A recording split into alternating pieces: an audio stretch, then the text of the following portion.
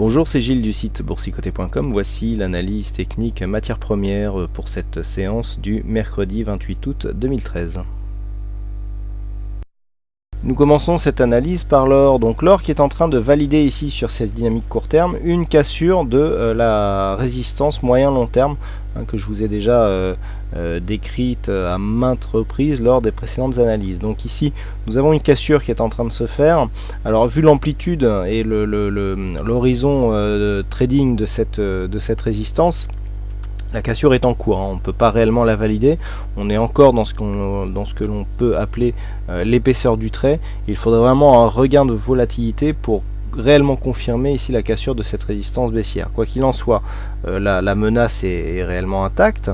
Nous avons donc une tentative de cassure de cette zone qui, si elle réussit, eh bien, nous donnera un potentiel de hausse assez élevé sur l'or, puisque nous avons des objectifs qui sont au-delà des 1500 dollars l'once. Donc pour l'instant, nous sommes quand même légèrement surachetés, c'est ce qui explique un petit peu cette faiblesse suite au passage en force ici sur cette résistance, mais malgré tout, malgré ce surachat, on voit que la consolidation ne commence pas.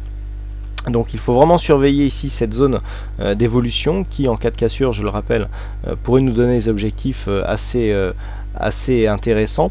On peut très bien avoir ici un retour sur la zone des 1400 dollars l'once, puisque nous avons ici validé un contact avec les 1423. Ensuite on est venu provoquer une cassure ici, mais on est repassé en dessous.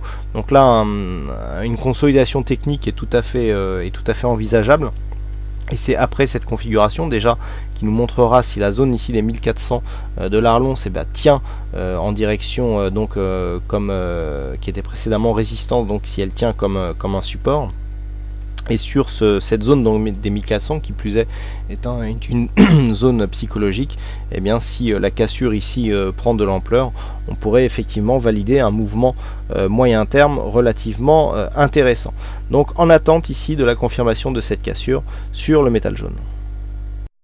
Passons maintenant au WTI avec pour faire suite à cette évolution en range, eh bien nous avons une cassure donc de cette zone que je vous commentais hier, qui est une cassure donc de ces 108 dollars l'once, 108 dollars le baril. On est sur le WTI avec ici un point haut qui se situe maintenant à 112,23 dollars le baril, et donc une petite phase de consolidation qui est en train de se développer et qui fait suite à cette phase ici au surachat relativement fort, grosse amplitude sur le MACD qui envoie maintenant un signal de retournement en consolidation. Donc sur cette consolidation, on peut raisonnablement viser ici la zone des 108 dollars le baril, qui est l'ancienne zone de point haut ici de cette évolution en range.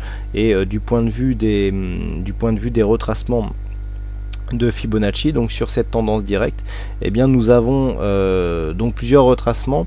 Nous voyons déjà que la zone des 23,6 ici a été attaquée, donc un premier objectif des 38,2 à 108,92, et surtout le retracement des 50% qui se situe justement sur cette zone. Donc c'est assez intéressant puisque cette zone du coup devient une zone majeure. Si on vient consolider ici et que l'on entame légèrement la zone des 50-61,8, on sera tout à fait en phase avec l'évolution par rapport aux zones horizontales. Je m'explique. Cette zone qui est horizontale, si elle était résistance et qu'elle se transforme en support, donc elle provoque un rebond, sur la cassure ici des 112,23, nous aurons une validation pour une continuité du mouvement haussier. Par contre, si on commence à attaquer cette zone potentielle de résistance, et notamment si l'on casse cette zone de 61,8, les Fibo et la théorie sur les overlaps, c'est-à-dire les supports qui se transforment en résistance, nous disent que si on ne valide pas cette zone, eh bien il y a un affaiblissement de la tendance et donc une possibilité de retournement, puisque la zone ici de retracement à 100% a plus de probabilité de se réaliser.